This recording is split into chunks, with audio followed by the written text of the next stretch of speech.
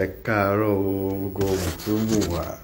Àrẹ̀mú yín ló tún dé, ẹwà èdè ló tún fẹ́ ṣàn.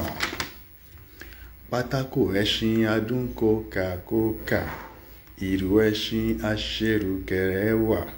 Adìyẹ gólóbà asáré tètè, òròmọdìyẹ ahùyẹ, bó pẹ́ bóyá àwùgbé dàkúkọ. Àgbébọ̀ adìyẹ ayàtọ̀ sí tìrànà, ẹyin ní dàkúkọ. Àwùjọ kan á ṣe ọ̀pọ̀ ohun amáyédẹrùn lọ́fẹ̀ẹ́ lẹ́yìn sísan owó orí. Ètò ẹ̀kọ́ a máa lọ láìsí fàágùn. Ètò ìlera a máa lọ lẹ́sẹsẹ láìsí ìnira. Ìtàkùn ayélujára máa já gaara láwọn ojúde gbogbogbò.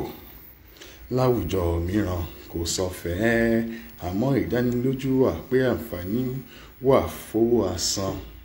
Mo wá tún rí àwùjọ kan nídàkẹ́ta ẹ̀wẹ̀, àfetíyá àdàkọ tí ò pé.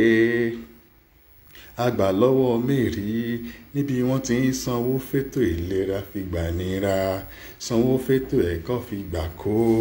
Títàkùn ayélujára ti di ṣẹ́kẹ́ṣẹkẹ̀. Olùpèsè tí ń data ló tún ń dàgbà padà. Tàgàdàgodo àgánrándì kankan ò tó dádúró kó lè kíje. Kò yẹ ó jẹ́ pé bó ti ń gbawájú wọlé ló ń gbẹ̀yìn kùlé jáde. Kí ni ká ti ṣe yìí sí o? Gbogbo iṣẹ́ òde òní ló ti di aláyélukára bí ajere.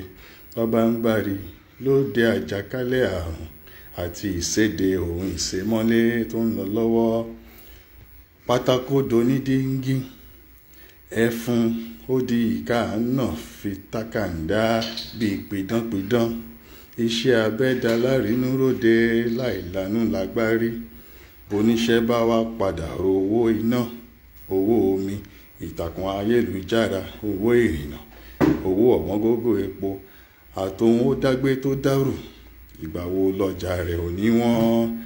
Lúbúlúbú ta ní ò rajà bó bá ṣe tán o. Lúbúlúbú ta ní ò rajà bó bá ṣe tán.